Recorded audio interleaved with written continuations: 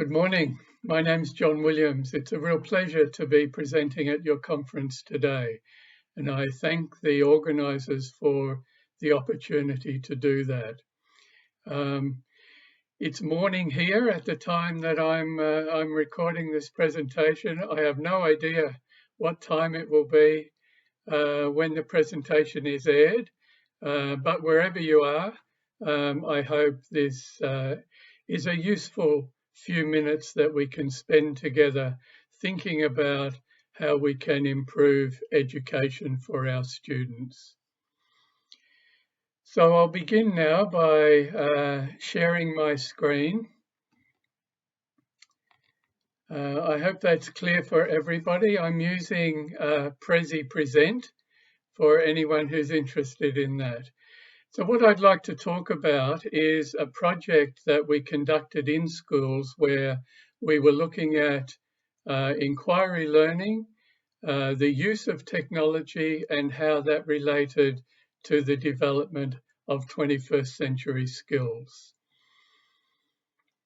So the aims of this project were to develop an understanding about inquiry learning in science classrooms, understand how we could use technology to support that inquiry approach, and also to address the 21st century skills. So this research was done in a number of Year 9 science classrooms, so the students are about 12 years old. So in thinking about the nature of inquiry in science, I think there's a couple of concepts that are worth us thinking about. And here I have two definitions. One is that the process is unpredictable, so we don't know what the outcome will be. It's a holistic process, and the creative development occurs within a community of learners. And the second point is that the science inquiry must be authentic, it must be challenging, and it must be open-ended. And of course, we want the students to engage in that inquiry as a way to develop disciplinary knowledge, but also as a way to develop their metacognitive skills. So we looked at the use of technology through how it can be used to communicate and share ideas, to collaborate in the production of knowledge, and also to use technology to go beyond the limits of the school. So in this presentation, I want to just focus on four types of technologies that were used in schools. Mobile phones were used, Zoom was used to link outside of the school. The learning management system was used by the students, and a technology called Wall Wisher was used as well. So my focus is going to be on those four types of technology. So some of the findings, first of all, related to mobile phones, and this was done in a school where mobile phones were banned.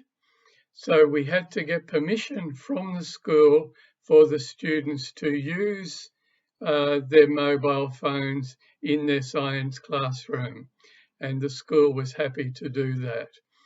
So as the students did their experimentation and their inquiry, they used their phones to record and review and to share what they were doing.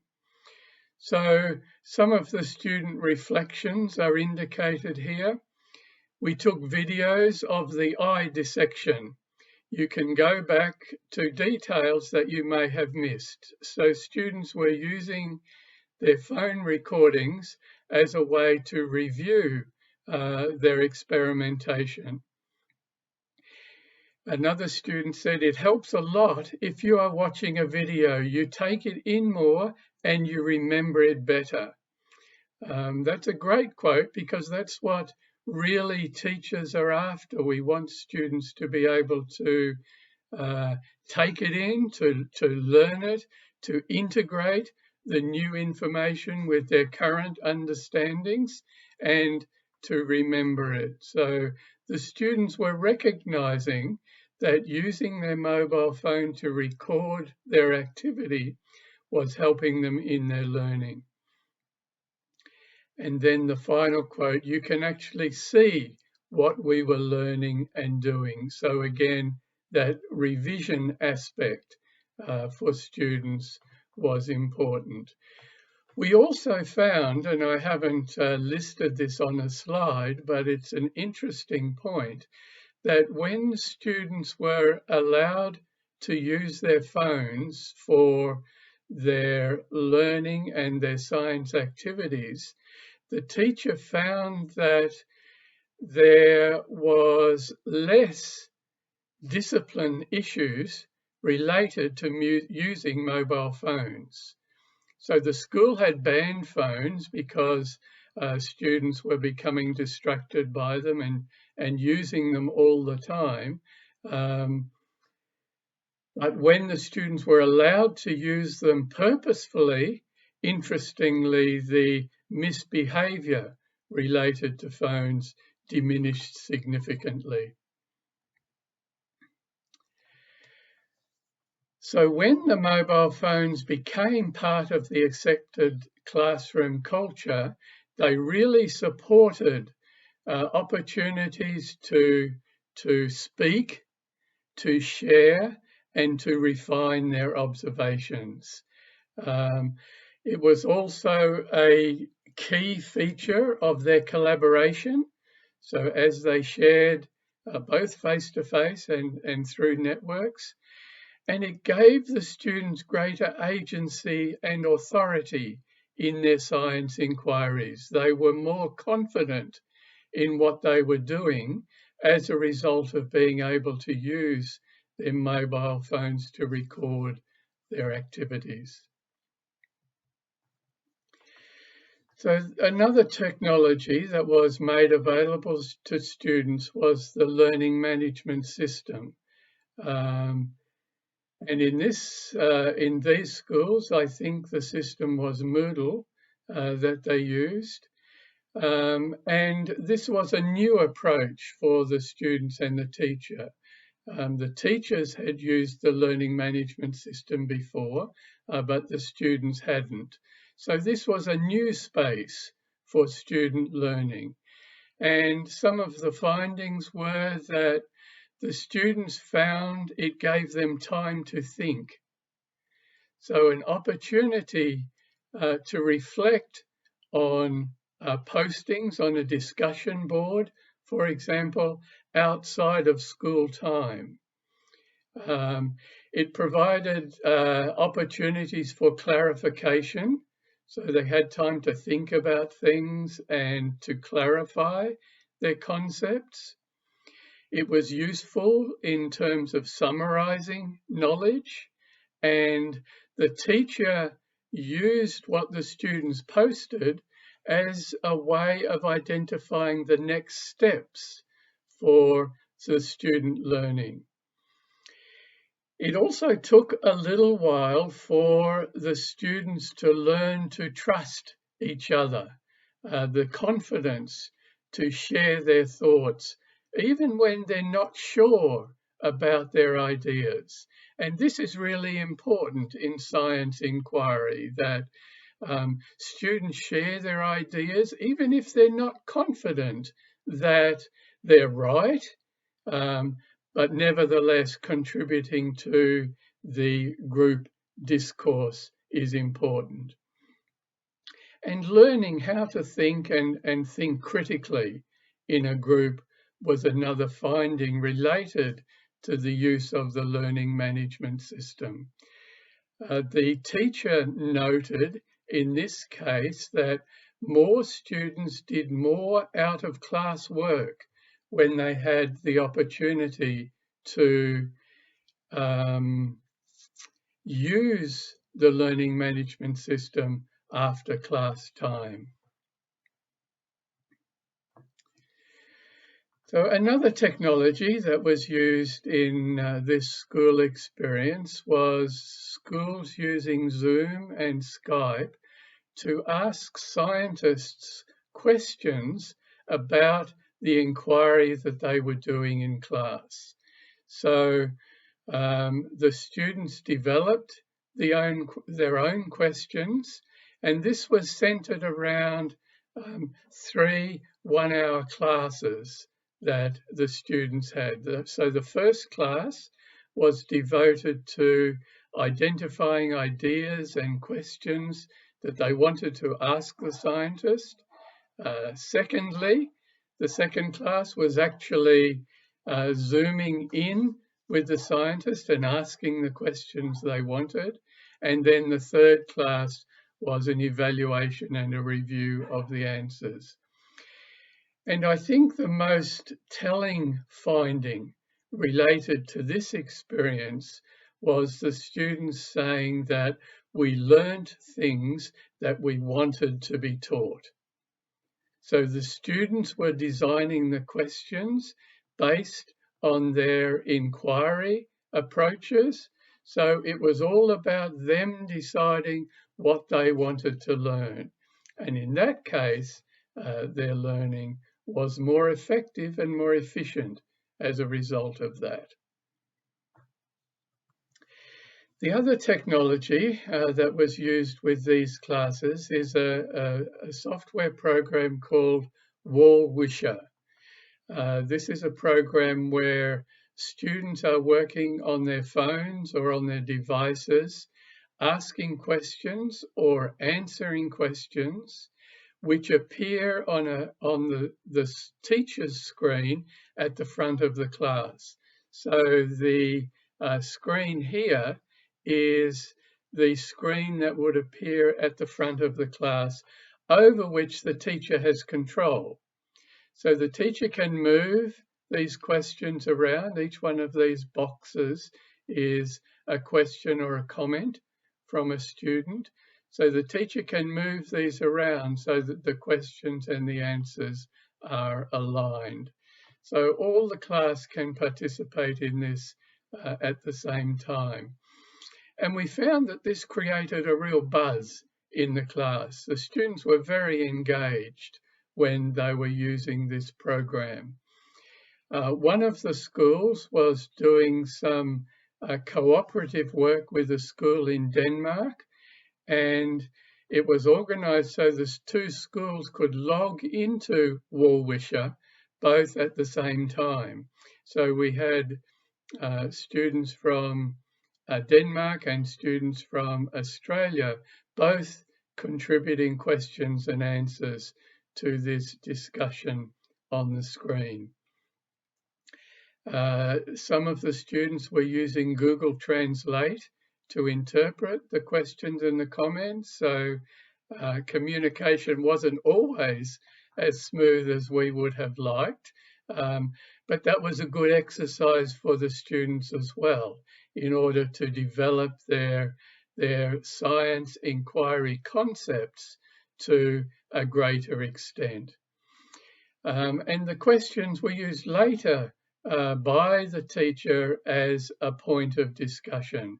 So the teacher actually used this activity as a way to plan the students' future learning. So it served a dual role in that respect.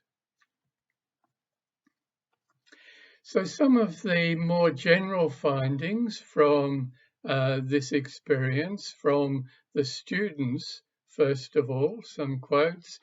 We paid more attention to each other when we were using technology in the group. We thought that was a really interesting comment because often we think that the use of technology is an isolating rather than a social experience. But here the students are recognizing that they actually communicated with each other to a greater degree when they were using the technology. Most of the real work we did at home.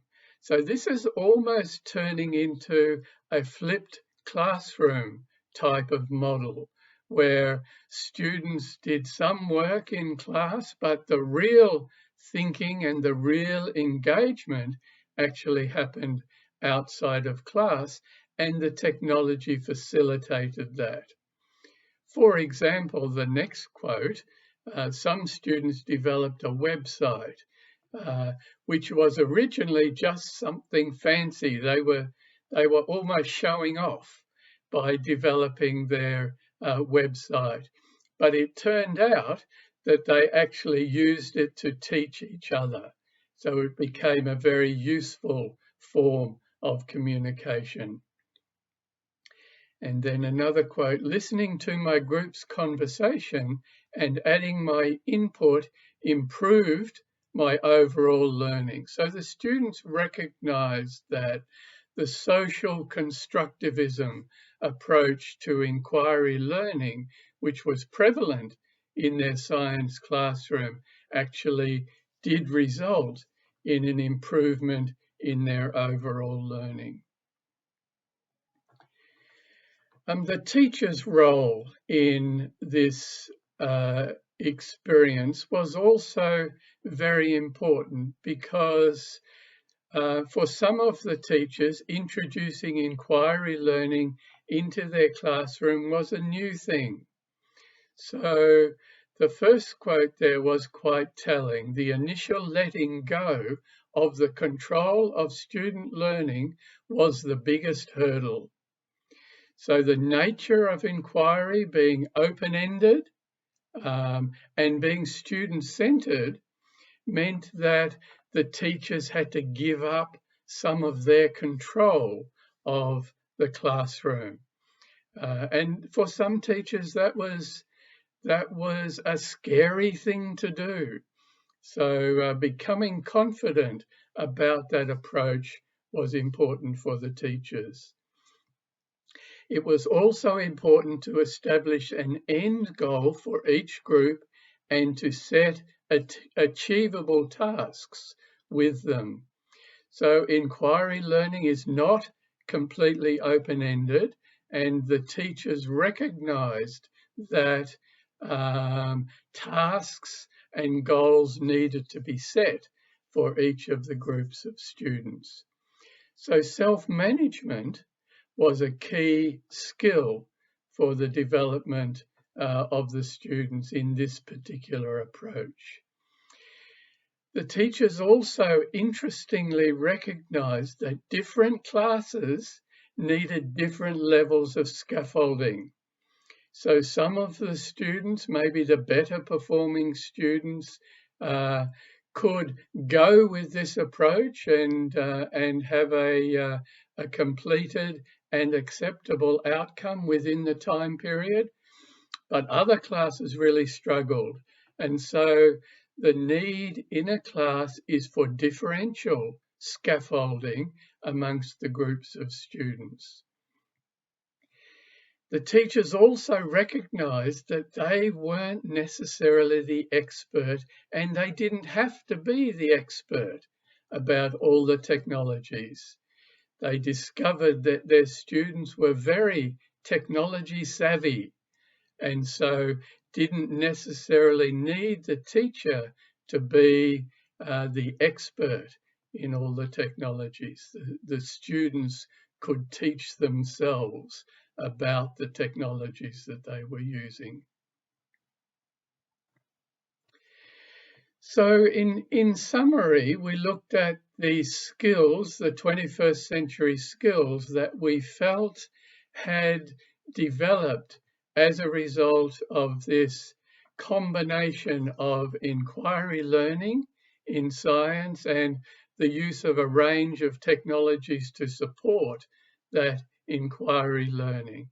We felt that students became more innovative. There's no doubt that they communicated better. They developed their communication skills. They also developed skills in the searching and critiquing of information. So as they searched for information by themselves, rather than the teacher giving them all the information, they had to become critical of the information to ensure it was accurate and relevant. Their level of science literacy developed. They began using scientific terminology that they hadn't before as a result of this approach. Certainly their ICT literacy became more sophisticated as they experimented with new technologies and shared technology ideas. They had to become more flexible in their learning. And this was difficult for some students who just wanted the teacher to tell them what to do. They didn't want to have to think about it themselves. So in their learning, they became more flexible.